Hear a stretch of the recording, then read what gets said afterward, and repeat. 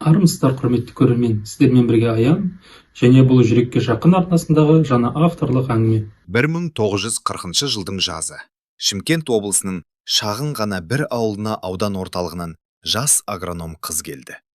Ол жай ғана маман емес, көркіне көз тоятын, ауылдың бозбалаларын бірден өзіне қаратқан. Ал жергілікті қыздардың көңіліне қызғаныш ұялатқан сұлу еді. Лейла Серік қызын кешқұрым ауданнан жүк көлігімен әкелді. Ол көліктен түсіп, көкжиекке таяқ қалған күн сәулесінен көзін сығырайта, айналасына тосырғай қарады. Бір қарағанда ол ауыл тұрмысына мүлде жат, басқа әлемнен келгендей көрінді.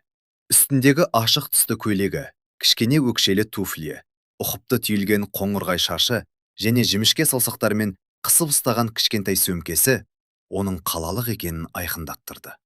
Ауыл адамдары жай ғана Қали аға деп атайтын колхоз бастығы қызды қуана қарсы алды. Бастамас бұрын, бізді қай жерден көріп отырғандарыңызды жазыңыз. Бұл біз үшін өте маңызды. Ол ауыл қыздарындай мығым емес, сырттай өте нәзік көрінгенімен, ауылға ауадай қажет маман еді. Бұрынғы агроном жүрек талмасынан қайтыс болған. Сондықтан қазір олар кез келген маманға қуанышты болатын. Қош келдіңіз, Лейла Серік қызы, деді бастық. Жай ғана Лейла дей беріңіз, деді қыз жымиып, оған қолын созып. Колхозда адамдар бір отбасының баласындай тату тұрады деп естуші едім. Сондықтан мені қарапайым етіп, өз атыммен атай беріңіз. Жарайды, Лейла айналайын, деп күлімсіреді Қали аға. Онда сен де мені Қали аға дей бер. Осылай бәрімізге үйреншікті болар. Дұрыс айтасың, біз мұнда бір үлкен отбасымыз. Жатсыну деген бізде жоқ. Саған жақсы саман үй дайындап қойдық. Жесір Мәлике апаның үйіне түсесің. Ол кісі момын, тыныш адам. Ал ертең мен сені егістік басына апарып, не бар, не жоғын көрсетемін. Лейла шаршағанын білдірмеуге тырысып, бас изеді. Ол балалар үйінде өскен жетім қыз еді. Ауыл шаруашылығы институтын бітіріп, жолдамамен тәжірибеге өзі сұранып келген. Ол өзін жіберген колхоздың егін түсімін арттыратынына кәміл сенді. Мәлике апаның үйіне жайғасып, жерге төсерген жұмсақ көрпеде бір түнеп шыққан соң, Лейла бірден іске кірісті. Ол күні бойы далада жүрді, өлшемдер жасады, егіс айналымы туралы бригадирлермен сөз таластырды. Бастапқыда ауыл еркектері оны келемеш қылды. Қараңдаршы, мына бір тұтам қыз бізге ақыл үйретпекші. Өзі кіп-кішкентай бола тұра, өзін тура бастықтай ұстайды, десті олар. Бірақ Лейла өжет болып шықты. Ол балшықтан да, ерте тұрудан да қорықпады. Ең бастысы, өз ісін жетік білетін еді. Осыны байқаған соң, оның ыдысын бұрған сөзіне тәжірибелі бригадирлерде құлақ түре бастады. Дәл осы егістік басында, пішен шабу кезінде оны алғаш рет Фазыл байқады. Фазыл бойы сұңғақ, келісті. Ауылдың біраз қызы іштей ғашық болып жүрген алдыңғы қатарлы жігіт еді. Сол күні шөп жинауға көмектесіп жүрген Фазыл Лейляның қимылына қарап, қолындағы айырымен тұрып қалды. Немене, біздің агроном қызмақ қалды ма? Ал кімге ұнамайды дейсің? Деп күрсінді жанындағы жігіттердің бірі. Қарашы өзіне, тура бір суреттен түскендей. Бірақ ол біздің кеңіміз емес. Мәлике апаның айтуынша, ол өзімен бірге шанышқа келтті. Алдына қойған етті де, кеспені де сол шанышқымен жейді екен. Тамақ ішіп болған соң, бисмилля деп орнынан тұрып, аузын әдемі орамалмен сүртет дейді. Күнде кішкене легенге су жылтып жуынады екен. Бұл ауылдың тірлігі оған кезақ жалығады. Сосын бұл құс басқа жаққа ұшып кетеді. Фазыл оған ештеңе демеді. Ол тек орамалының астынан шығып кеткен қомырқай шашын жел-желбіретіп тұрған қызға қарап, кеудесінде бұрын соңды болмаған бейтаныс бір жылулықтың тарағанын сезді. Ол өзінің көптеген қыздарға ұнайтынын білетін, қыздармен әзілдескенде де жақсы көретін. Бірақ Лейла, ол мүлде басқа, нәзік, қамқорлықты қажет ететін, үнемі көмектесіп, жанында болғың келетін жан еді. Фазыл еш кідірместен оның көңілін табуға кірісті. Ол күтіп отыруды білмейтін жігіттердің қатарынан еді. Көп ойланбастан бір күні кешке Лейланы кеңсе жанында күтіп алды. Лейла, кешке қолың қоспа? Ауыл шетінде өзен бар еді, суға түсуге таптырмайтын жер. Күннің ыстығын-ай, барып бір салқындап қайтсақ қайтеді? Лейла көзін көтеріп оған қарады. алдында таза жейде киген, бойынан машина маймен жас пішеннің иісі аңқыған тұлғалы жігіт тұрды. Соған қарамастан, Фазыл өте ұқыпты көрінетін. Қалада да оның соңынан жүгіргендер болған. Бірақ бұл жігіттің бойында бір шынайылық, қарапайымдылық бар еді. Шынымен де күн ысып кетті, Фазыл, деді ол ақырын ғана. Барып қайтсақ, барып қайтайық. Жақсы, кешкі сағат 7-де дайын боламын. Олардың жазы осылай басталды. Фазыл оны өзенге апарды, қайықпен серуендетті. Қыз тымауратып қалғанда таңғұрай тосабын әкеліп беріп, жанынан шықпады. Ол қыздың институт, қала, селекция туралы әңгімелерін тыңдады. Бұл әңгімелер оған іш пыстырарлықтай көрінсе де, ол тек қыздың мөлдіреген көздеріне тамсанып, оның қандай керемет жан екенін ғана ойлайтын. Ләйлә өзін бақытты сезінді. Фазылдың жанында оған жылы әрі жайлы еді. Ығына оның қолы тигенде, қыз ерекше бір қамқорлық пен сенімділікті сезінетін. Бірақ Ләйлә білмейтін, ал Фазыл байқаса да мән бермейтін бір мәселе бар еді. Ақерке есімді қыз Фазылдың үйінен 3 үй әрі тұратын. Олар бірге өсті. Бала күндерінде асық ойнап, бір мектепке барып, бірге тентектік жасаған. Ақерке де сұлу қыз еді. Бірақ Ләйләдан өзгеше тұғын. Оның жанары отты, қою қара шашты, қиғаш қасты ару болатын. Ол сырттай нәзік көрінгенімен, іштей өте қайсар әрі төзімді еді. Сонымен қатар ол өте еңбекқор еді. Қолы кетпен шауып, кір жуғаннан күстеніп бететін. Бұл қыз өте момын әрі ұяң болатын. Оның Фазылды есін білгелі бері жақсы көретінін ешкім де сезбейтін. Фазыл Ләйләнің соңынан қалмай қойғанда, Ақеркенің жүрегі мұз болып қатты. Жігіттің жарқылдап күлгенін, бөтен қызға мейірлене қарағанын, даладан гүл теріп әкеліп бергенін көзімен көрді. Ал сол гүлдерді Фазылдың қолынан алуды ол іштей армандайтын еді ғой. Қараш Ақерке, біздің Фазыл мүлде есінен айырылыпты, деп күлді құрбылары. Қалалық қызды іліп кетікті, тіпті үйленейін деп жатыр дейді. Үйленсе үйленсін, өз еркі ғой, деп ақырын ғана жауап қатты Ақерке көппен бірге картоп теріп жатып. Ол жұрт көзінше ата-анасының алдында ешқашан көз жасын көрсетпейтін. Ақерке бақшаның түкпіріндегі ескі талдың түбіне, ешкім көрмейтін жерге барып, бұдыр ағашқа бетін басып, үнсіз егілетін. Жанының қиналғаны сонша, дауыстап жылағысы келетін.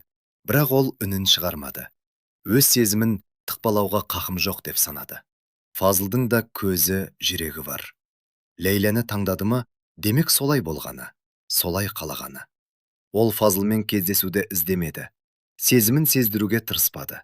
Кек іштей сүйіп, іштей қайғырды. Басқа қызға қарап, бал-бұл жанған жүзін көрмеу үшін Фазылдан мүлдем аулақ жүретін болды. 1941 жыл.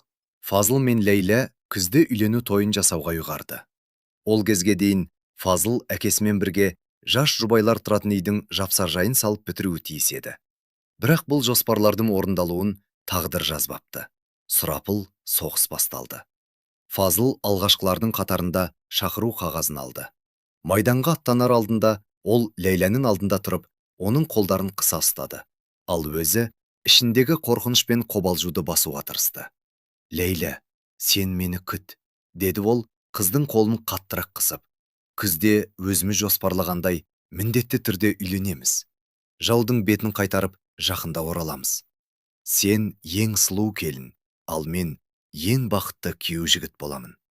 Мен күтемін, Фазыл, сені міндетті түрде күтемін, естисің бе? Ол жігіттің иығына басын сүйеп, жылап жіберді. Олар құшақтасып тұрғанда, топ ішінде сәл әрірек тұрып, қолындағы орамалын умаждаған Ақеркенің мұңды жанарын байқамады. Ақерке олардың қоштасуына қарап, ішінен жүрегінің қарс айрылғанын сезді. Ол жүгіріп барып, Фазыл, кек аман оралшы, деп айғайлақсы келді. Жұрттың көзінше, мен де оны сүйемін, деп жар салғысы келді. Бірақ оған қақысы жоқ еді. Ол тек ауылдың шаңдақ жолымен ұзап бара жатқан ер азаматтар левіне, өзінің махаббатын алысқа алып бара жатқан керуенге қарап тұра берді. 2 жыл шексіз ұзаққа созылды. Ләйлә басқа әйелдер мен балалар сияқты күні-түні бел жазбай еңбек етті. Ұйқы көрмеді, тамаққа жармады, бірақ берілмеді. Күн сайын хат тасушыны күтті. Фазыл сирек жазатын, бірақ хаттары жылы әрі өте мейірімді еді. Ол ауылды, оны сағынғанын, екеуінің тезірек қосылып, той жасайтынын армандайтынын жазды. Ләйлә бұл үшбұрышты хаттарды жастығының астына тығып қойып, қайта-қайта оқи беретін. Ақерке де күтті, бірақ өзіне ешқашан хат келмейтінін білгендіктен, Фазыл туралы жаңалықтарды басқалардан естуге асықты. Ол жігіттің анасы Мәриям апаның үйіне жиі барып тұрды. Шаруасына қарайласып, құдықтан су тасыды, отын жарды. Сөйтіп жүріп, соңғы жаңалықтарды біліп отырды. Күйеуі мен ұлын майданға шығарып салған Мәриям апа кейде қуанышымен бөлісіп, оған хаттарды оқуға беретін. Бұл Ақерке үшін үлкен жұбаныш еді.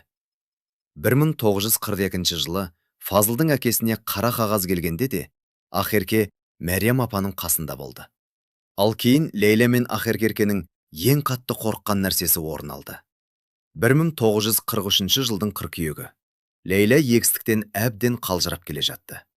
Сәбіз бен қызылшаны қаппен тасимын деп, белі үзіліп кетердей ауырып, аяғын әрең басып келе жатқан. Тұрып жатқан үйіне жақындағанда қыз таңғалды. Қақпа алдында оны Мәриям апа күтіп тұр екен. Оның еңіреп жылап тұрғанын көргенде, Ләйләнің төбе құйқасы шымырлап кетті. «Мәриям апа!» деп айғайлап жіберді ол. «Фазылға не болды?» «Хабарсыз кетті, Ләйлә жан. Мына қағаз келді». Жұрттың айтуынша, хабарсыз кетті дегені тұтқынға түсті. Немесе енді жоқ деген сөз ғой. «Жоқ, естисіз бе?» «Жоқ, мен сенбеймін. Фазыл тірі». Ләйлә жан шыра айғайлады. Оның бүкіл денесі дірілдеп кетті. Ол дауыс шығарып бақырып жылағысы келді, бірақ өзін ұстауға тырысты. Бұл қателік, ол тірі. Мәриям апа оны құшақтап, екеуі қосылып жылады. Содан кейін Мәлике апаның ауласында біраз үнсіз отырды. Сәлден соң Мәриям апаны үлкен қызы келіп алып кетті. Ал Ләйлә орнынан тұрып көзі қайда қараса, сонда кетті. Аяғы оны ауыл шетіне, өзен жағасына, Фазыл екеуі серуендеуді жақсы көретін жерге алып келді. Ол мұздай жерге отыра кетіп, суға телмірді. Содан кейін ешкімнен қымсынбастан, бос кеңістікке қарап бақырып, жылап жіберді. Жоқ, бұл өтірік. Ол қасына Ақеркенің қалай келіп қалғанын байқамай да қалды. Ақерке әжесінің үйінен қайтып келе жатып, су жағасында егіліп отырған Ләйләні көзі шалған еді. Жүрегі бір жамандықты сезгендей зу ете түсті де, оның неге қайғырып отырғанын білмекке қасына барды. «Ләйлә, не болды?» Ләйлә жасқа тұншыққан жүзін көтеріп, көз жасын сүрте. «Фазыл хабарсыз кетікті. Анасына қара қағаз келді», деді. Ақеркенің өмі қуарып кетті. Аяғының астындағы жер көшіп бара жатқандай көрінді. Тағы бірдеңе сұрағысы келген, бірақ оның орнына бет әлпеті бұзылып, еңіреп жылап жіберді. Дауыстап, өксігін баса алмай, бұл дүниедегі ең жақын адамын жоқтағандай жоқтады. Ол ешкіммен қымсынбады, сезімін жасырмады. Көршісінің ұлы да хабарсыз кеткен, ал бір айдан соң оның қаза тапқан туралы қара қағаз келген еді. Ләйлә көз жасын сүртіп, Ақеркеге таңырқай қарады. Ол егістікте тынбай еңбек ететін, үнемі сыпайы сөйлейтін, бірақ жұрттан оқшаулау жүретін осы бір момын қызды білетін. Алайда қазір оның түрі адам шошырлық еді. «Ақерке, саған не көрінді?» деді Ләйлә абдырап. «Неге сүйген жарынан айырылғандай күйінесің?» Ақерке өзін қолға алуға тырысты, бірақ бүкіл денесі дірілдеп тұрды. Ол бұдан әрі үндемей қала алмайтынын түсінді. 2 жылдық жан азабы, 2 жылдық сарыла күту және Фазыл үшін тілеген дұғалары ақтарылғалы тұру еді. «Иә, кешір Ақерке. Сендер бала кезден дос едіңдер ғой, маған айтқан», деп күрсінді Ләйлә. «Дос болғанымыз рас, бірақ мен де сен сияқты, мен де», деп өксіді Ақерке, көйлегінің етегімен бетін сүртіп. «Мен де оны сен сияқты сүйемін. Бала кезден бері жақсы көремін». «Не деп тұрсың өзім?» Ләйлә орнынан ұшып тұрып, қызға бадырая қарады. «Жүрегімде не бар, соны айтып тұрмын. Ләйлә, мен оны сүйдім, бірақ ешқашан ол үшін таласпадым. Екеуіңнің орталарына түспедім. Өйткені біреуді өзіне күштеп сүйдіре алмайтынымды білемін. Өзінің бұл батылдығынан өзі шошып кеткен ол үнсіз қалды. Лейла оған қарап тұрды. Фазылдың хабарсыз кеткені туралы қайғыны бірте-бірте мына күтпеген сырдан туған таңданыс басып бара жатты. Ол мынау елеусіз ғана момын қыздың Фазылды өзінен кем емес, бәлкім одан да тереңірек сүйетінін, сүйе тұра олардың бақытына сырттай қарап, үнсіз көніп жүргенін кенет түсінді. Лейла не айтарын білмеді. Ол орнынан тұрды, белдемшесін қақты да қоштаспастан үйіне қарай жүре берді. Қазан айының соңында Фазылдың анасына қуанышты жаңалық әкелген тағы бір хат келді. Ол тірі екен. Егер оның госпитальға түсу себебі болмағанда, Лейла да қуанар ма еді? Оның хабарсыз кетуінің себебі шайқастан кейін орманда 3 тәуліктен астам жатып қалыпты.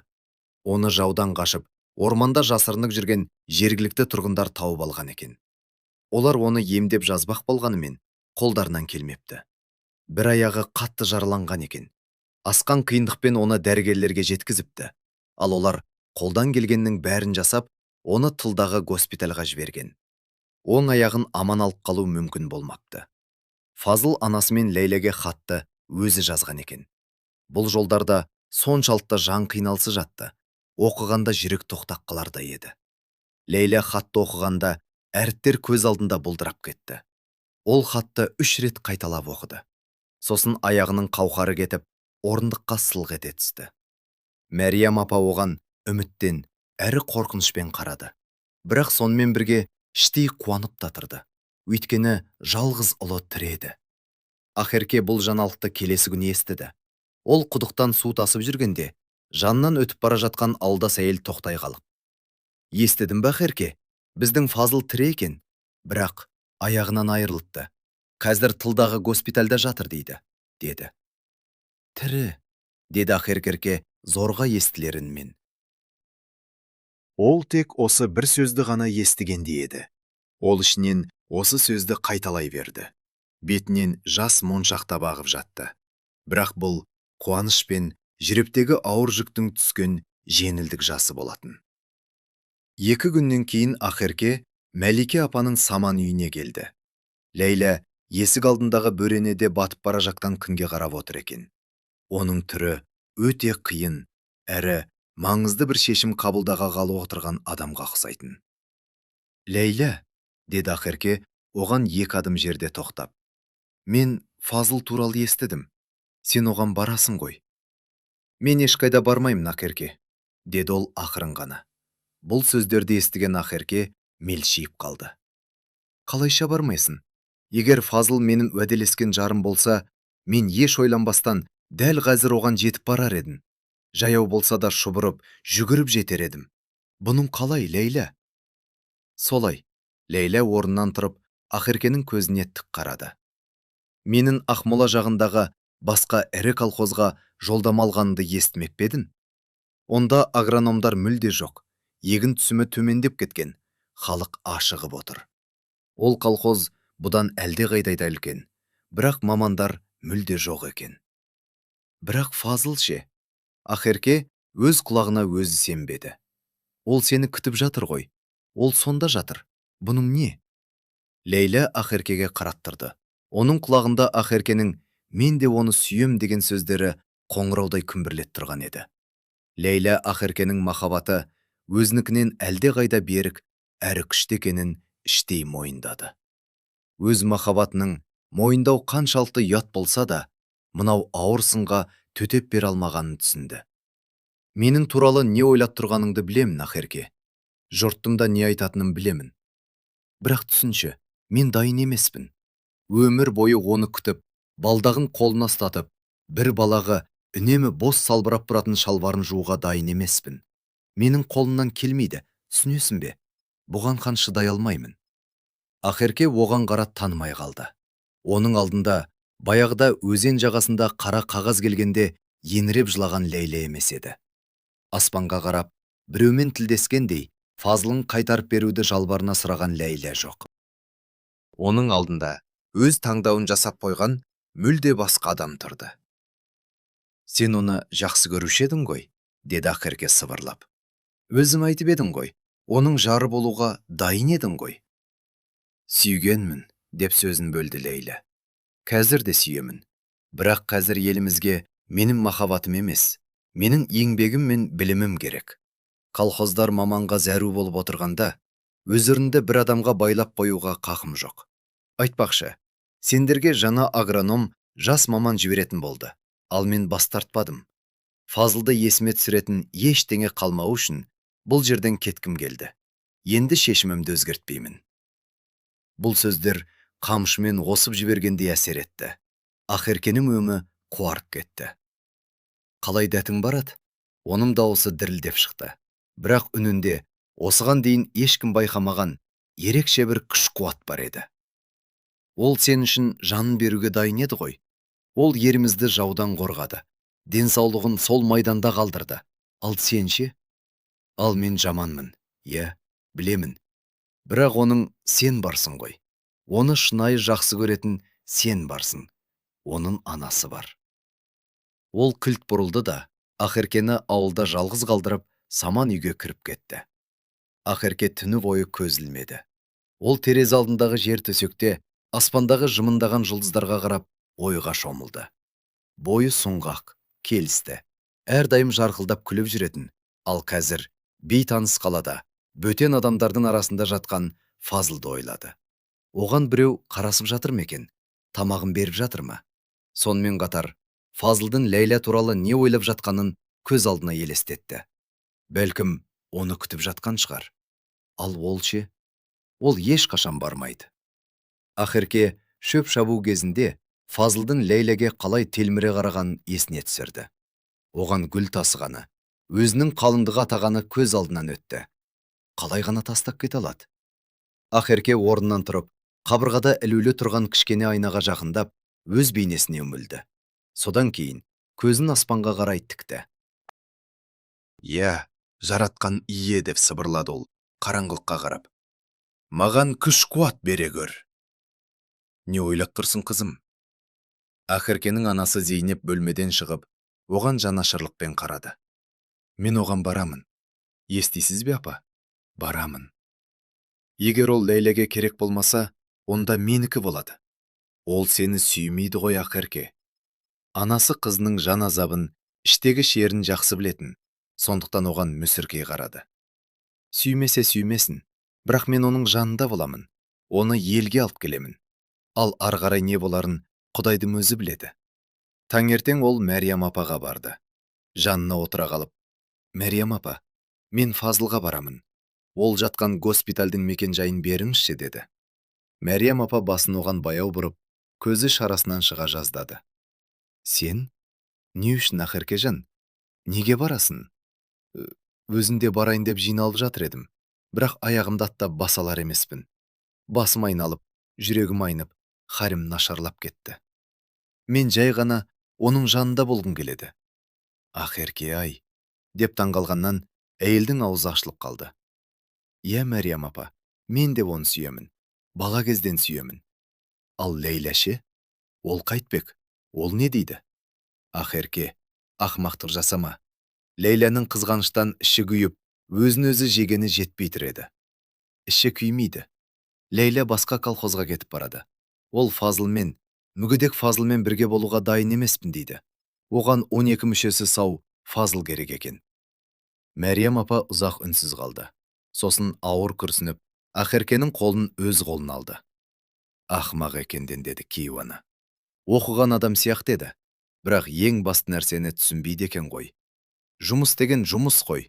Ал өмір адамға бір-ақ рет беріледі. Махаббат та жалғыз. Бірақ оны ұғу екінің бірінің маңдайына жазылмаған. Демек, оныкі махаббат емес, құрғақ сөз болғанында. Араға ауыр үнсіздік орнады. Содан кейін Мәриям апа орнынан тұрып, үйге кіріп кетті де, сәлден соң қолындағы қағазды Ақеркеге ұсынды. Ақерке жолға 3 күн жиналды. Ақшасы мүлдем жоқ еді. Сондықтан анасы тұрмысқа шыққанда, берем деп жинап жүрген жасауының кейбірін көршілеріне апарып айырбастауға тура келді. Кестелі орамал мен құс жастықты, ауладағы 2 тауықты сатып, жол пұл жасады. Анасы ұрыспады. кек бәрін үнсіз, көнбістікпен қабылдады. Тылдағы Ақмола қаласына дейінгі жол 4 күндей уақыт алды. Ақерке жүк пойыздармен жүріп, шағын бекеттерде түнеді. Жол жөнекей көліктерге мінгесті. 2 рет оған милиция қызметкерлері келіп құжат сұрады. Бірақ ол ауылдық кеңестен Қалияға берген анықтаманы көрсеткен соң, босатып жіберіп отырды. Госпитальға оны бірден кіргізбеді. Мейірбике Ақеркеге күдіктене қарайды да, сосын сұраулы жүзбен: «Сіз оған кім боласыз?» деді. «Мен оның қалыңдығымын» деп өтірік айтты Ақерке. «Демек, Ләйла деген сіз бе?» «Жоқ, мен Ләйла емеспін. Менің атым Ақерке, ал Ләйла келмейді». Мейірбике міңгірлеп басын шайқады да ішке кіргізді. Ол Фазылды 4-ші қабаттағы палатадан тапты. Ұзын бөлме кемір төсектерге толы. Ал іштегі иістің ауырлығы сонша, талай қиындықты көрген Ақеркенің өзінің басы айналып кетті. Фазыл терезе жақтағы темір төсекте қабырғаға теріс қарап жатыр екен. Жанындағы кішкене үстелдің үстінде ішілмеген тары көже тұрды. Ақерке жақындап, төсек жанындағы орындыққа отырды. Қобалжыған соншалық, жүрегі кеудесінен атып шығардай лүпілдеп кетті. «Фазыл», деді ол ақырын ғана. Ол қозғалмады. «Фазыл, бұл мен ғой, Ақерке». Ол ұйқысырап баяу бұрылды. Бірақ бала кезден бірге өскен досын көргенде, ұйқысы шайдай ашылды. «Ақерке, сен мұнда қайдан жүрсің?» «Осылай, саған келдім.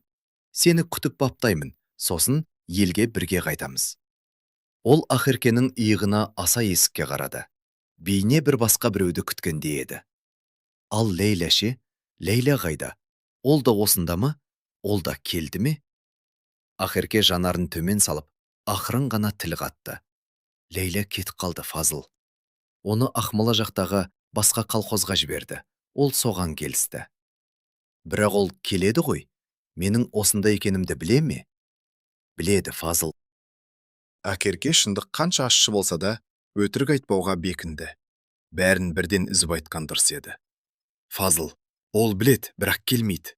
Ол бұған дайын емес, түсінесің бе?» Фазыл көзін жұмды. Бет әлпеті бұзылып кетті. Ақерке оның бетімен сырғанап түскен жасты байқады. «Фазыл, олай етпеші». Ақерке, ол көзін ашты. Оның жанарындағы жан азабын көргенде, Ақеркенің дауыстап жылап жібергісі келді. «Мені аяма. Өзім көріп тұрсың ғой, қандай күйде екенімді. Мұндай күйде мен кімге керекпін?» «Маған керексің», деді Ақерке. Бұл сөздер аузынан қалай шығып кеткенін өзде байқамай қалды. Бірақ осыны айтқан сәтте жаны жай тапқандай болды. Бейне бір иығынан ауыр жүк түскендей еді. Фазыл оған таңырқай қарады. Жанарындағы мұң мен таңданыс араласып кетті. «Саған ба? Ақерке, есің дұрыс па? Мен сап-сау адаммын ба, не?» «Есім дұрыс. Сен маған керексің, Фазыл. Қандай болсан да керексің. Ал егер өзіңді аяп мүсіркей берсең, мен саған оңайлықпен жол бермеймін». «Ақымақсың ғой сен, Ақерке», деп сыбырлады ол. «Ақымақсың. Мен сені өзің қалағандай сүймеймін ғой. Сен мен үшін үнемі қарындасындай, бала кезгі досындай болдым». «Солай-ақ болсын. Онда менің көмегімді сол бала кезгі досын ретінде қабыл ал». Олар госпитальда тағы бір ай тұрды.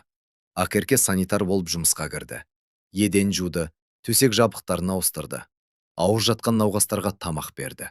Фазылдың жанынан бір елі ажырамады. Ол балдақпен жүруді үйренгенде қасынан қалмады. Құлап қалғанда төзімділікпен демеп тұрғызды. Ал ол жиі құлайтын. Ақерке ешқашан шағымданбады. Оның көзінше жыламады. Кек тісін қайрап: «Ештеңе етпейді, Фазыл. Ештеңе етпейді. Бәрі жақсы болады. Екеуміз бәрін жеңеміз» дейтін. Түнде ол ұйықтағанда Ақерке терезе алдында бөтен қаланың оттарына қарап отыратын. Ләйла туралы, оның қазір Ақмола жақтағы келесі егіс маусымына қалай дайындалып жатқан туралы ойлайтын. Бірақ оған еш ашуланбайтын. Өйткені әркімнің өз жолы бар екенін түсінді. Ләйляге жұмыс, егістік, сандар мен жоспарлар керек болса, Ақеркеге тек Фазыл ғана керек еді. Олар ауылға 1944 жылдың қаңтарында оралды. Ал бір айдан соң некелерін қиды. Бұл аса көңілді той болған жоқ. Тіпті тойға да ұқсамайтын еді. Соғыс әлі жүріп жатқан. Ауылда еркек кіндікті қалмаған кез. Бірақ сол күні Ақерке анасының сандығында сақталған ақ көйлекті киіп шыққанда, Фазыл оған қарап тұрып: «Сен сондай сұлу екенсің ғой, Ақерке. Бұрын қалай байқамағанмын?» деді. «Бұрын сен маған қарамайтынсың ғой», деді ол ақырын ғана. «Ақымақ болыппын, соқыр болыппын», деп күрсінді Фазыл. Фазыл балдақпен жүруге дағдыланды. Кейін оған ауыр, әрі қолайсыз ағаш протез жасап берді.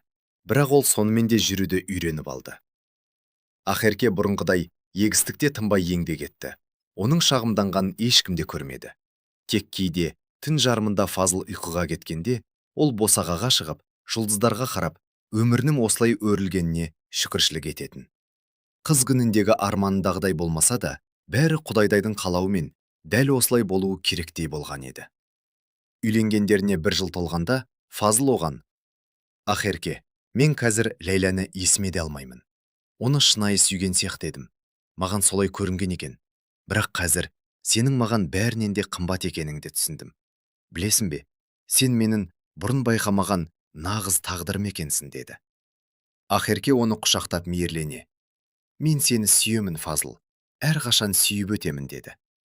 «Мен де сені сүйемін», деді ол. Бұл сөздер ешқандай жалған емес, шындық еді. Керезе сыртында жел үлдек тұрды. Алыста көктемде 1945 жылдың мамыр айында аяқталатын соғыстың дүмпуі естілетіндей еді. Бірақ мұнда, ауыл шетіндегі кішкене саман үйде тыныштық пен жылулық орнаған. Ақерке көзін жұмып, нағыз бақыт деген осы ғой деп ойлады. Бұл бақыт төгілген көз жасына, сарыла күткен жылдарға және алғаш рет өзін оның қалыңдығымын деп атаған госпитальға дейінгі ауыр жолға тұрарлық еді. Эпилог. Фазыл 1963 жылы дүниеден озды. Бірақ артына Серік пен Қайрат есімді 2 батырдай ұл қалдырды. Ата-анасының тарихын білетін, Ақерке мен Фазылдың махаббатына куә болған адамдар нағыз сезімнің қандай болатынын, адамды бар кемшілігімен және жарасымен қоса қалай сүю керектігін жақсы түсінетін еді. Құрметті тыңдармандарым, бұл әңгімені соңына дейін тыңдағандарыңыз үшін көп рахмет. Менде сіздерге арналған тосын сый бар. Дәл қазір сіздер мүлде жаңа оқиғаның жалғасын естисіздер. Бұл YouTube желісіне әлі шықпаған, еш жерде жарияланбаған тың туынды. Және маған сеніңіздер, бұл оқиға сіздің жан дүниеңізді тебірентпей қоймайды. Сол бір қаралы түнде Бәтиманың бүкіл әлемі тас-талқан болды. Аяғы ауыр, құрсағындағы шақалағына 5 ай толған ол, ауылдан келген сіңлісі Нағимадан көмек күткен еді. Бірақ туған бауырынан ең ауыр соқ қалды. Қорадағы сол бір түн олардың өмірін бұрынғы және кейінгі деп 2-ге бөлді. Масқараға шыдамаған әкесі кенже қызынан теріс айналды, ал күйеуі Ильяс жасаған ісінің қаншалықты ауыр екенін тым кеш түсінді. Ашаршылық, сұрапыл соғыс пен жалғыздық есік қағып тұрғанда, Бәтима сатқындарды кешіріп, қайта сүюге күш табалар ма екен? Бұл адам төзгісіз рух мықтылығы, нағыз махаббаттың мүлде күтпеген жерден келетіні және әрбір сатқындықтың артында міндетті түрде жаза күтіп тұратыны туралы оқиға. Балалардың тағдыры қалай өрбігенін және тағдыр бумерангының өз нысанасын қалай дәл табатынын білу үшін бейнені соңына дейін көріңіздер. 1930 жыл. Колхозда сиыр сауып жүре алмаймын, деді Нағима анасына шорт кесіп. Одан да зауытқа барып жұмыс істейін. Бәлкім сол жақта оқуға да түсіп қалармын. Оқу үшін төзім керек, деп басын шайқады Зейнебана. Ал сенде шыдам жоқ. Саған бәрі қазір және дәл осы сәтте дайын тұруы керек. Жарайды. Ащысайдағы жұмысшылар кентіне бардың делік. Сонда кімнің үйіне түсесің? Қалайша кімнің? Нағима көзін бадырайтты. Өзінің туған әпкем Бәтиманың саман үйінде тұрамын да. Сен оған жетіспей едің деп, Зейнеп қолын бірақ сілтеді. Оның өз отбасы, күйеуі бар, жақында сәбилі болады. Оның саған қарайтын мұршасы да болмайды. Оның үстіне зауытқа сен алмайды, жасың әлі жеткен жоқ. Неге жетпейді екен? Заңғар сол зауытта 16 жасынан бері істеп жүр ғой. Ал мен жақында 18 жасқа толамын. Міне, туған күнім өткен соң әпкеме тартып тұрамын. Оған да көмегім тиер. Жүкті әйелге ауыр ғой. Мен зауытта істеп жүріп, үйдің де шаруасына қарайласамын. Зейнеп ана тек күрсініп, қолын сілтеді. Бәлкім, бұлай болғаны жақсы да шығар деп ойлады ішінен. Оның мына Нағимасы кім ерке, тым жемілтек еді. Әкесі Қадыр оны қанша рет қамшымен осып, үйге қамақ қойса да, еш пайдасы болмады. Жігіттердің көзінше бұраңдап күліп жүргені. Бірде ана жігіт үйге шығарып салса, бірде мынау жігіт ере келеді. Ал осыдан 2 ай бұрын тіпті сұмдық болды. Саматқа тұрмысқа шықпақ болған. Екі жақ келісіп қойғанда еді. Бірақ кенеттен Самат оны тастап, ешкімге тіс жармастан ауылдан көшіп кетті. Сөйтсе, Самат осыдан 1 жыл бұрын абыройынан айырылған, аты жаманға шыққан қызға үйленгісі келмепті. Оған досы шындықты айтып, мына сұлудың қандай өнері бар екенін жайып салыпты. Бұл сұмдықты Қадырға Саматтың ата-анасы келіп айтыпты.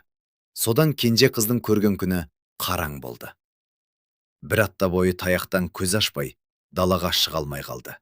Ал қазір Нағима өз шешімін айтқанда, Зейнеп ана көзден кетсе, масқарасы да ұмытылар деп ойлады.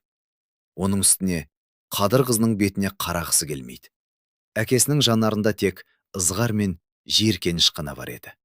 Құдай оларға мұндай қызды не жазық үшін берді екен? Ал үлкені Бәтима мүлде басқа. Ақылды, салмақты, үлкенді сыйлай білетін қыз. Осыдан 3 жыл бұрын, 19 жасқа толғанда, әскерден күтіп алған Ілиясына тұрмысқа шықты. Ауылда шағын ғана тойын жасап, зауыт салынған жұмысшылар кентіне көшіп кетті. Ол жерге жан-жақтан адамдар жиналып, еңбек етіп жатқан. Бұрын ол кішкентай ғана ауыл болатын. Онда Ілиястың нағашы ағасы тұратын. Жас жұбайлар зауытқа жұмысқа келгенде, нағашысы оларға өз саман үйін беріп, өзі Ілиястың анасының қолына, яғни қарындасы мен күйеу баласының үйіне көшіп кетті. Жас келінді ыңғайсыздандырмайын, өз алдына отау болсын деген ниет еді. Жақында ғана Бәтима туыстарын қуантып, Ілияс екеуі сәби күтіп жүргенін айтты. Қазір 5-ші айға кетіп барады. Зейнеп пен Қадыр алғашқы немерелерін асыға күтіп жүрген. Ол ма, қыз ба, оларға бәрібір. Кек жас нәрестені қолға алып, иіскесе болғаны. Құдай бұйыртса, мамыр айында босануы керек. Әкесі қызының сөзін естігенде ештеңе демеді, үнсіз қалды. Кек келесі күні таңертеңгілік шай үстінде бисмилля деп піскен жұмыртқаны жеп, үстімен сүт ішіп отырып, кенет тіл қатты. Әпкеңе барсаң бара ғой, солай шешкен болсаң. Бірақ біліп қой, егер сол жақта әпкеңнің атына кір келтіріп, масқара қылатын болсаң, керінде тірдей сыпырамын, деді ол, Нағиманың ығына ауыр қолын салып, қатаң үнмен. Оған қолғанат боласын, ұқтың ба? Айтқаннан шықпа. Зауытқа жұмысқа кір. Егер осындағыдай жеңілтектікке салынатын болсаң, өзім барып жазаңды берем, деді әкесі. Нағима мұрнын тартып, көз жасын сүрткендей болды. Оның бұл жасы шын ба, әлде өтірік пе, кім білсін? Бұл Нағиманың ішінде не жатқанын түсіну қиын еді. Ал анасы ауыр күрсініп. Алдымен Бәтима мен Ілиястан сұрау керек. Егер рұқсат етсе барасын. Ашсайға баратын біреуден сәлемдеме беріп жіберейік. Жауабын күт, деді. Жауап 1 аптадан кейін келді. Бәтима сіңлісін сарыла күтіп отыр екен. Тіпті қатты қуанды. Жүктілігі ауыр өтіп, кейде жүрегі айнып, әлсіреп жүрген кездері көп болатын. Тамақ жасауға да шамасы келмей қалатын күндері аз еместі. Нағиманың жолға жиналуы ұзаққа созылмады. Қарапайым ауыл қызында қандай дүние болушы еді? Бәрі бір ғана түйіншекке сиіп кетті.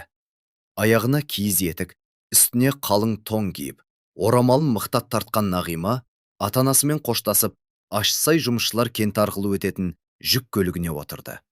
Зейнеп пен Қадыр қыздарын сол көлікпен жіберуге келіскен болатын. Зейнеп ана қызының орамалын жендеп, ығына қолын салып тұрып. Нағима, барған соң тыныш жүр құлыным. Жезден келісті жігіт. Көзі түсетін қыздар аз емес, деді. Не деп тұрсыз? Нағиманың көздері шарасынан шыға жаздады. Жанарында анасының сөзіне деген ыза мен реніш ұшқын атты. Өз жездемді түртеді дейсіз бе? Апа, есіңіз дұрыс па? Не айтып тұрсыз өзіңіз? егер сен өзіңді ибалы, сыпайы қыз сияқты ұстасаң, мұндай сөз ойыма да кіріп шықпас еді. Бірақ сенің жеңілтектігіңнен Самат сені тастап кетті емес пе, абыройыңды төгіп. Нағима көзін төмен салып ештеңе демеді. Кек үнсіз шанаға міне салды. Ащысайға ол түс ауа жетті. Жүргізуші оны кенттің кіреберісіне түсіріп кетті де, әрі қарай әпкесімен жездесінің Саман үйіне дейін жаяу жүруге тура келді. Бәтима оны босағада күтіп алды. Сіңлісін көре сала құшағына қысты. Ой, Бәтимай, ішің кіп-кішкентай қарбыз сияқты болып қалыпты ғой, деп күлді Нағима. Иә, күн санап өсіп жатырмыз. Бәтима ішін сипап қойды. Нағиматайым, айналайын, аман есен жеттің бе? Үйге кір, жолдан әбден шаршаған шығарсың. Нағима үйге кіріп, сырт киімін шешті де, жылыну үшін пештің жанына отырды. Сосын, Ильяс жездем қайда? Деп сұрады. Ол зауытта, түнге қарай келеді. Олардың ауысымы 12 сағатқа созылады. Сен отыра ғой, қазір мен саған ыстық көже жылтып берейін, қарның ашқан шығар. Нағима дастархан басына отырып, басын қолына сүйеді де, кенеттен еңіреп жылап жіберді. Неге жылағанын өзі де білмеді. Жол азабынан ба? Әлде мына жерде, әпкесінің жанында бәрі сондай тыныш, әрі жайлы болғандықтан ба? Ал үйде оны тек әкесінің ызғарлы жанары мен ауыр сезімдер ғана күтіп тұратын. Кепті анасының жолға шығар алдындағы сөзі де жүрегіне найзадай қадалып, бүкіл жол бойы жанын жегідей жеген еді. Бәтима оның жанына отыра қалып, сіңлісін құшақтап, бауырына басты.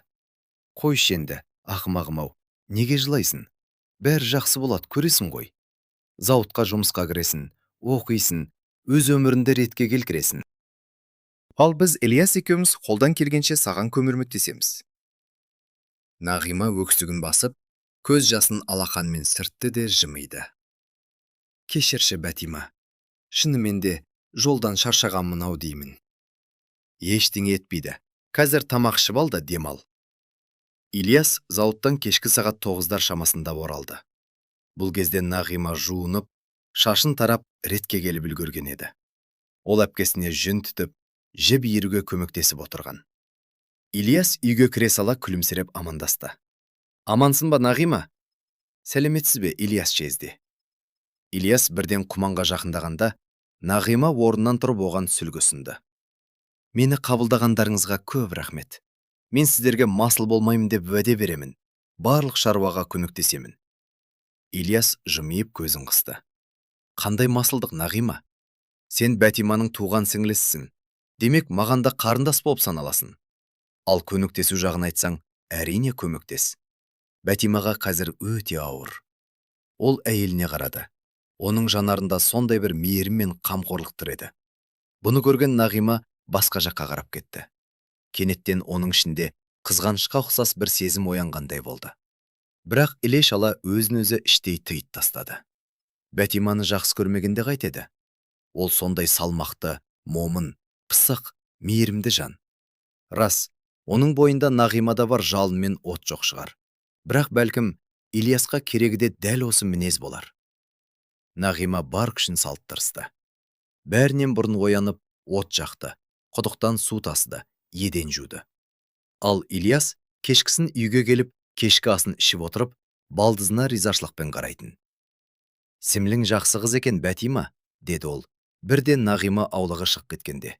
Еңбекқор, мінезде жұмсақ. Бәтима күлімсіреді. Бірақ іштей бірдеңе шымырлап кеткендей болды. Күйеуі Нағимаға тым жиі қарайтын сияқты. Оған жанарын тым ұзақ қадайтын тәрізді. Бәтимаға солай көрінетін. Бұл ой үшін ол тіпті ұялып, жаман ойларды тезірек қуып тастауға тырысты. Жоқ, қайдағы бір сандырақ қой бұл. Жұмсақ екен рас, деп күлімсіреді ол күйеуіне қарап. Тек ойлап отырмын, оны зауытқа жұмысқа жіберу керек-ау. Ол осында бізге күң болып отыра ма? Қыз бала мұнда өндірісте жұмыс істеп, оқимын деп келді ғой. Ал біз оған кір жуғызып, үй тазалатып қойдық. Бұл үшін келген жоқ қой ол. Қыста келген еді, міне көктемде шықты. Асықпа, саған сәл жеңілдесін, сосын барады жұмысқа. Тіпті болмағанда, біз оған бір аяқ ас бере алмайтындай не болыпты, деді Ильяс. Еңбек етіп үлгереді, әлі жас қой.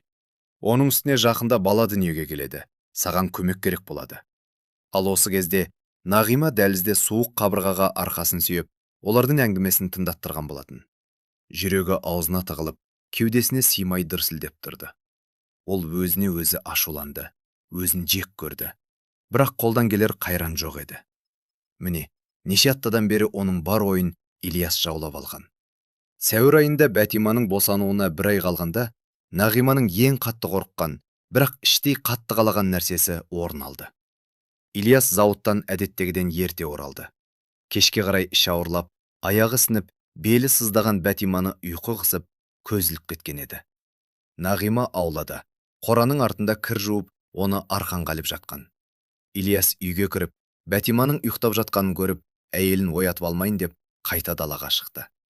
Ол Нағиманың ақырын ғана әндетіп жатқан даусын естіді. Қораны айналып өтіп, оған тіл қатты. Нағима бойын тіктеп, жездесін көргенде, екеуі де бір-біріне қараттырып қалды. Қыз оған көз алмай қараттырды. Ал Ильяс екі үлкен қадам жасап, оған жақындады. Нағима, деді ол кенет қарлыға шыққан дауыспен, қолын созып, қыздың бетін сипап. Сен сондай сұлусың. Сосын ол кілт бұрылып кетіп қалды. Ал қыз қолында Бәтиманың түнгі көйлегін ұстаған күйі сілейіп тұрып қалды. Жаратқан, өзін сақтай көр, деп сыбырлады ол. Құдайым, мені бұл азғырудан арашала. Ол менің әпкем ғой, туған әпкем ғой. Бірақ жүрек оған бағынбады. Жүрегі кеудесіне сыймай тулап, Ильястың дәл қазір үйде Бәтиманы құшақтап, оған жылы сөздер айтып жатқан жеріне, сол бөлмеге ұмтылды. Нағима Ильястың да оған тартылып тұрғанын сезетін. Оның жанарынан, күлкісінен ақ бәрін түсінетін еді. Оған бұл жерден кету керек еді. Бірақ ол өз-өзін жеңе алмады. Кетіп қалса, Ильясты көрмейтін болады. Әкесінің ызғарлы жанары мен түйілген қабағына қайтып барады. Оның үстіне ата-анасына не айтады? Неліктен бәрін тастап қайтып келгенін қалай түсіндіреді? Жоқ, зауытқа жұмысқа кіру керек. Ол жақта бәлкім жатақханадан немесе барактан бір бұрыш берер. Тағы 3 күн өтті. Нағима ұятпен, оны күн сайын көруден туған ауруға бергісіз, бір түрлі бақыттың ортасында арпалысып жүрді. Ол Ильястың көзіне жиі шалынбауға тырысты. Ол келгенде аулаға шығып кететін, ал жездесі әлі дастарқан басында отырғанда, пештің үстінде ұйықтап жатқандай сыңай танытатын. Бірақ түнде бәрі ұйқыға кеткенде, ол көзін тарс ашып алып, қабырғаның ар жағында пысылдап жатқан әпкесінің демін, ұйқысырай аунап түскен Ильястың қимылын тыңдап жататын. Сол түні Нағиманың көзіне ұйқы келмеді. Ол далаға шығып, иығына жылы орамалын жамылып, баспалдаққа отырып, жұлдыздарға қарап ойға шомылды. Ұйықтамадың ба? Деген Ильястың даусын естіді. Есіктің шиқылдаған дыбысы шыққанда, ол тіпті бұрылып қарамады. Жоқ, ұйқым келмеді. Нағима, айтшы маған солай көрінді ме? Сен маған сондай бір жанармен қарайсың, адамның іш бауырын өртеп жіберетіндей. Ильяс, Нағима бетін қолымен басып, жылап жіберді. Кетіңіз шары, бізді күнәға батырмаңыз. Ол қыздың қолын бетінен тартып алып, қолынан жетектеп, қора жаққа қарай алып кетті. Сол қора олардың түнгі құпия кездесулерінің тұрақты орнына айналды. Бірақ бұл ұзаққа созылмады. Арада 2 апта өткенде Бәтима олардың үстінен түсті. Бір түні ол оянып кетіп, төсекте жалғыз жатқанын байқады. Ильяс, деді ол ақырын ғана бөлмеден шығып. Күйеуі еш жерде жоқ еді. Бәтима пердені ашып қалып, қабағын түйді. Нағима да пештің үстінде жоқ екен. Қайда кетті олар? Қайда жоғалып кетті? Көңіліне жамандық ұялап, қатты мазасыздана бастады. Бәтима 2 самайының løпілдеп, тамырының білеуленіп кеткенін сезді. Аяқ киімін киіп далаға шықты.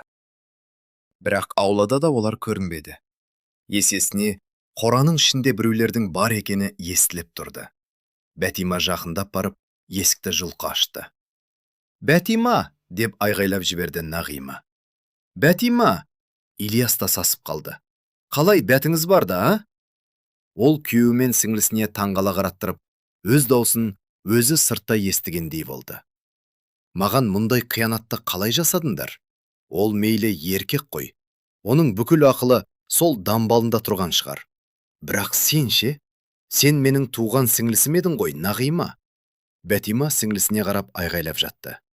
Жүкті әйелдің жанарындағы қайғы мен өшпенділіктің көптігі сонша, ол дәл қазір талып қалатындай көрінді. Ал Нағима өзін ақтап алар ешбір сөздің, ешбір сылтаудың жоқ екенін жақсы түсінді. Қазір ол не айтса да, қалай жалынып жалбартынса да, бұзылған нәрсені қайта қалпына келтіру мүмкін емес еді. Дегенмен, ол етпетінен түсіп, тізерлей жорғалап әпкесіне жетті де, оның аяғын құшақтай алды. Бәтима, кешіре көр мені, оңбаған сіңлінді. Шайтан түртті, шайтан азғырды мені. Бәтима сіңлісін аяғымен итеріп жіберді де, кілт бұрылып саман үйге кіріп, есікті ішінен іліп алды. Ол үйдегі заттарды ары-бері лақтырып, дауыстап еңіреп жылады. Ал таңғылаң бере бергенде, түйіншегіне киімдерін жинап, басына орамалын салып далаға шықты. Баспалдақта Нағима бүрісіп отыр екен. Ильяс көрінбеді. Шамасы түндегі масқарадан кейін бір жаққа кетіп қалса керек. Бәтима, қайда барасың? Деді сіңлісі жаутаңдап. Ата-анама кетемін. Ал сен осында қалып, Ильясынды күте берсең болады. Бақытты болыңдар. Бәтима осы сөзді айтты да, сәл кідіріп сіңлісіне жалт қарады. Құдай атсын сендерді, оңбаңдар. Бәтима ауладан шығып кеткенде, Нағима тізесін құшақтап жылап отыра берді. Қорыққаннан ба, ұяттан ба, әлде бәрі бірдей қабаттасып кеткеннен бе, әйтеуір өксігін баса алмады. Сәлден соң Ильяс келді. Сөйтсе, о да елім сабасына түсер, сосын сөйлесерміз деген үмітпен өзен жағасында отырыпты. Ол өз әйелін жақсы білетін. Ашуланған кезде оның көзіне көрінбеген дұрыс еді. Әлі шықпады ма деп сұрады ол. Ол кетіп қалды, Ильяс, бір жола кетті. Ата-анама кетемін деді. Сен оны неге жібере салдың? Деп айғайлап жіберді Ильяс. Нағима ұшып тұрып, оның жеңіне жармасты. Бірақ ол қызды сол сәтте-ақ итеріп жіберді. Бұл не деген қарқ сатқан пәре болды? Мен не істеп қойдым өзі? Өзінді де сені де жек көремін. Ол қақпаны тарс жауып, қайтадан кетіп қалды. Ал Нағима аулада жалғыз қалды. Бір нүктеге қадалған күйі үнсіз отырып, енді өзінің ешкімге керек емес екенін анық түсінді. Ата-анасының үйіне барар жол енді мәңгіге жабық. Ол не бүлдірді? Ол Ильяс екеуі не істеп қойды? Ильяс кешке қарай бірақ оралды. Нағиманың әлі үйде отырғанын көріп, қабағын түйе. Осында қалуға шешім қабылдадың ба? Деді. Менің әзірге барар жерім жоқ, Ильяс. Ертең міндетті түрде зауытқа барып жұмысқа кіремін. Бұны баяғыдақ істеуім керек еді.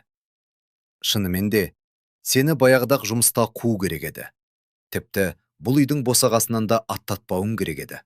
Сен менің өмірімді тас талқан еттің. Мен сенің өміріңді тас талқан еттім бе? Деп Нағимада айғайға басты. Мен сені сол қораға арқанмен байлап сүйредім бе? Бәлкім, бірінші болып қолынан тартып сүйреген өзің екеніңді есіңе түсірерсің. Түн ішінде мені оятқаныңды ұмытып қалдың ба? Қазір маған сенен де ауыр болып тұр. Менде енді не үй, не отбасы жоқ. Әпкем мені ешқашан кешірмейді.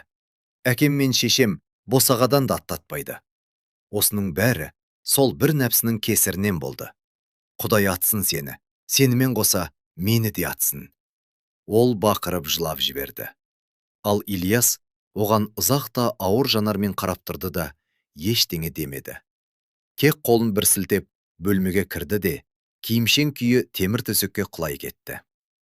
Бәтима сол таңда жолдың ой шұңқырына қарамай, демікпесіне қарамастан, тез-тез басып, жүгіргендей болып келе жатты.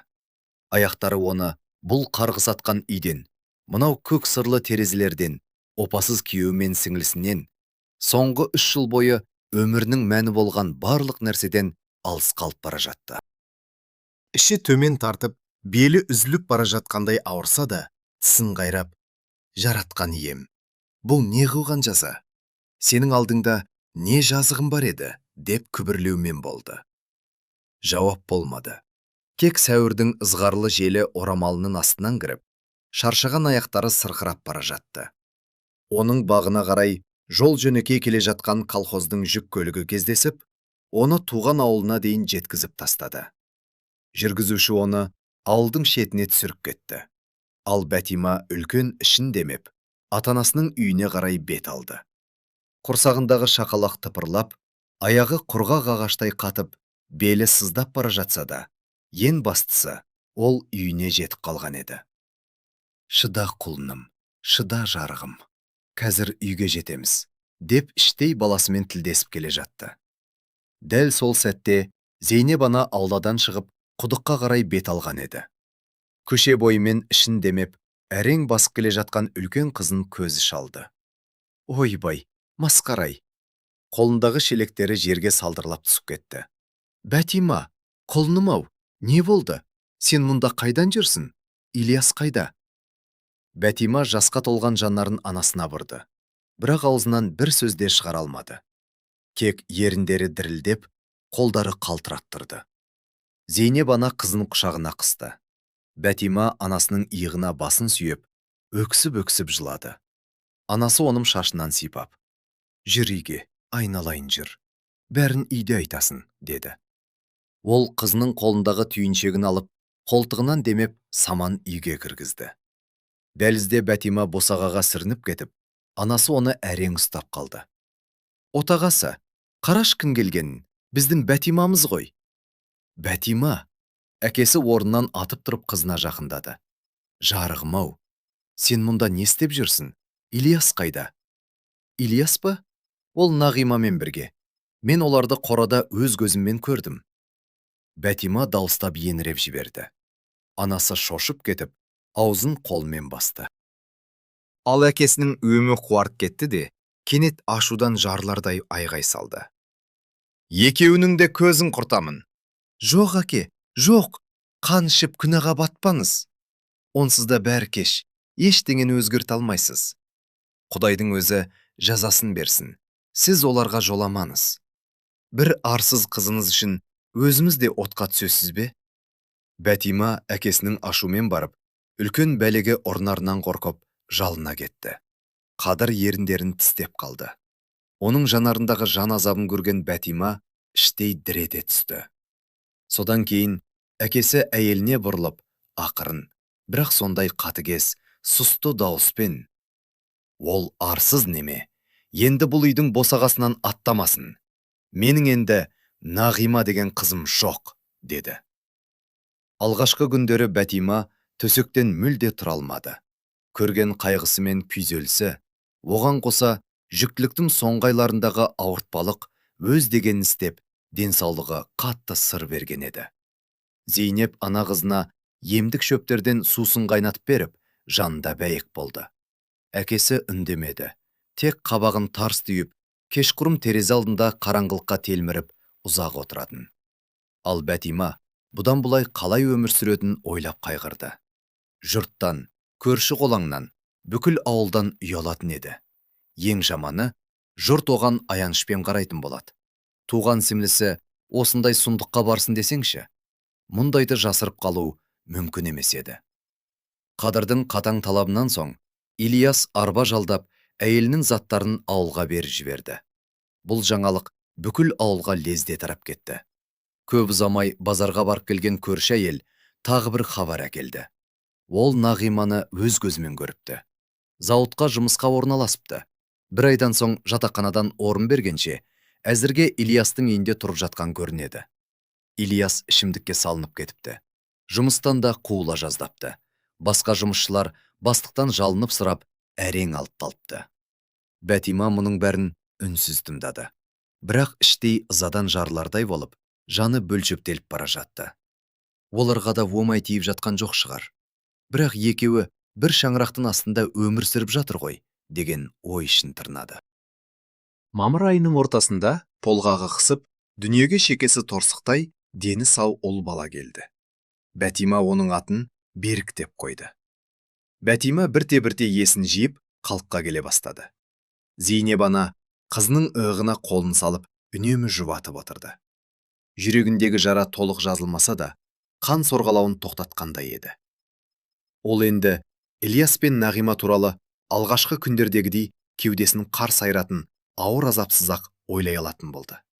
Қазір оның бар ойы жас нәрестесінде еді. Дегенмен көп ұзамай Ильястың өзі де келді. Ол аулаға кіріп келгенде, оны терезеден көріп қалған Бәтиманың тұла бойы мұздап кетті. Содан соң әкесінің жеңіне жармасып: «Әке, оны бұл үйге кіргізе көрмеңіз, қуып жіберіңізші, естисіз бе?» деп жалынды. Қадыр бұрышта тұрған аңшы мылтығын қолына алып, баспалдаққа шықты да күйеу баласына кезенді. «Қадыр Мұхтарұлы, әке, бұныңыз не?» Ильяс орнында қатып қалды. «Көзімді құрт бұл жерден.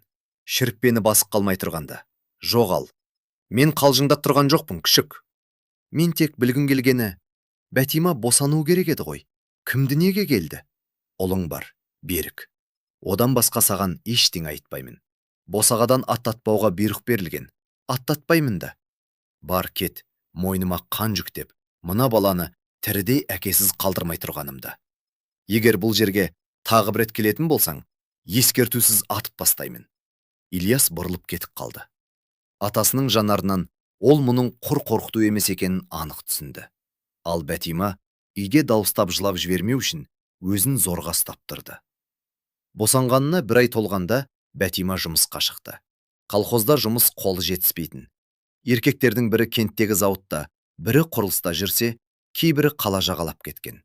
Ал әйелдер екі адамның жүгін арқалап жүрді. Ол таң атпай тұрып фермаға жүгіретін, сиыр сауды, қиын тазалады, құдықтан су тасыды. Кішкентай Берік үнемі анасының немесе әжесінің қасында болды. Басқа балалармен бірге сабанның үстінде, немесе ферманың бір бұрышына төселген ескі тонның үстінде ұйықтайтын. Тынбай еңбек етуден қолы босамаған соң, жаман ойларда басын онша қатырмайтын болды. Анасы Зейнеп оны үнемі жұбатып отыратын. «Сен берілме, қызым», дейтін анасы. «Мықты бол. Әйелдің жаны мысық сияқты ғой. Құласа да қайта тұрады. Үсті басын қағып жіберіп, ары қарай жүре береді». Бәтима оның сөзін қостайтын. Анасының айтқаны рас еді. Берік бір жасқа толғанда, еліміздің көптеген аймақтарына нәубет келді. Ашаршылық пен ауру белең алды. Адамдар ісініп, аштан қырыла бастады. Бәтима соңғы бір жұтым сүтімен талқанын Берікке беріп, өзі алаботамен қалақай қайнатып ішіп жан сақтады. Бірақ ұлын көздің қарашығындай сақтап қалды. Зейнеп анада күн санап солып бара жатты. Әкесі мүлдем жүдеп, әлден тайды. Өйткені ол өзіне тиесілі тамағын қызы мен немересіне беріп, өзі нәр татпайтын. Осындай ең бір қиын қыстау шақта ауылдық кеңеске жаңа қызметкер дән дайындау жөніндегі өкіл келді. Оның аты жөні Ерасыл Даниярлы еді. 30-дардағы тұлғалы азамат еді. Оны Бәтиманың үйінен екі үй әрі тұратын ауылдасының саман үйіне жайғастырды.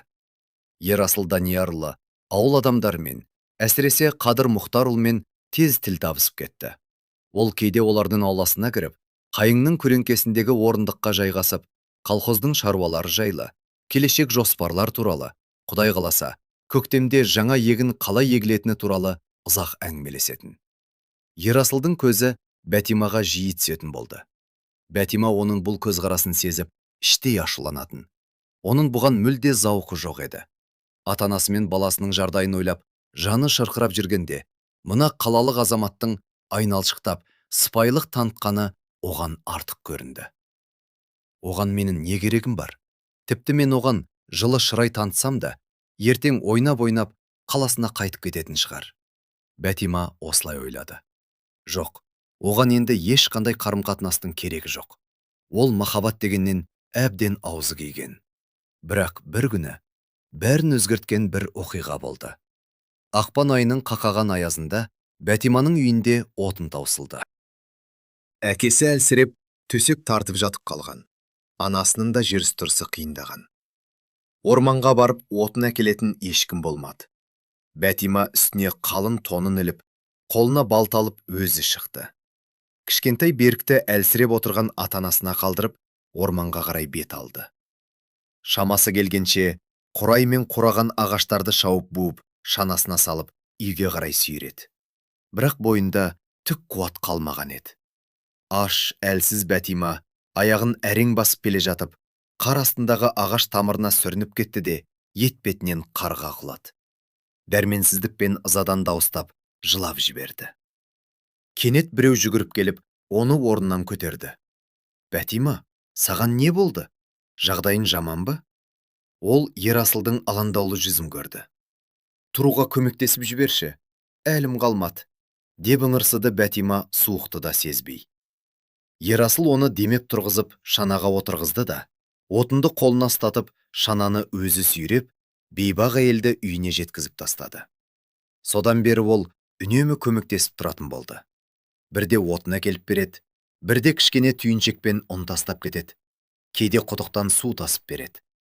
Жақсылығын жасаған соң, Ерасыл алғысты күтпестен кетіп қалатын.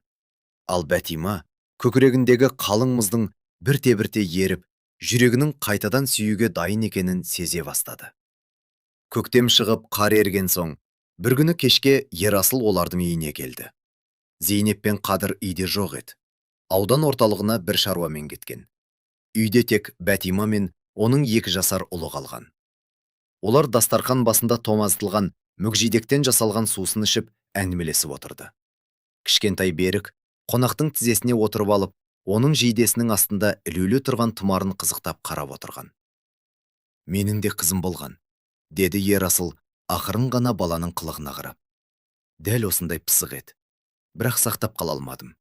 Осыдан 6 жыл бұрын 2 жасында сүзектен қайтыс болды. Әйелім де сол аурудан көз жұмды. 25 жасында тұлдыр жетім болып жесір қалдым. Білесің бе, мен мұнда неге жиі келемін? Өйткені сенің атанаң маған өз атанамды еске түсіреді.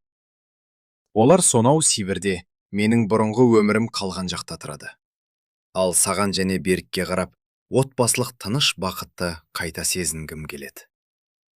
Басы бос, бала-шағасы жоқ қыздар да бар ғой, деді Бәтима төмен қарап. Бар, бірақ мәселе бас бостандығында, немесе баланың бар жоғында емес. Кепті бұрын тұрмыста болған болмағанда да емес. Мәселе жүректің кімді қалайтынында. Ол орнынан тұрып, Бәтиманы құшағына алды. Оның құшағының жылылығы мен нәзіктігі сонша, Бәтиманың көзіне жас тығылды. Үлкен той жасамады. Кек некелерін қиды да, бірге тұра бастады. Көктемгі егіс науқаны басталды. Жұмыс қайнап жатты.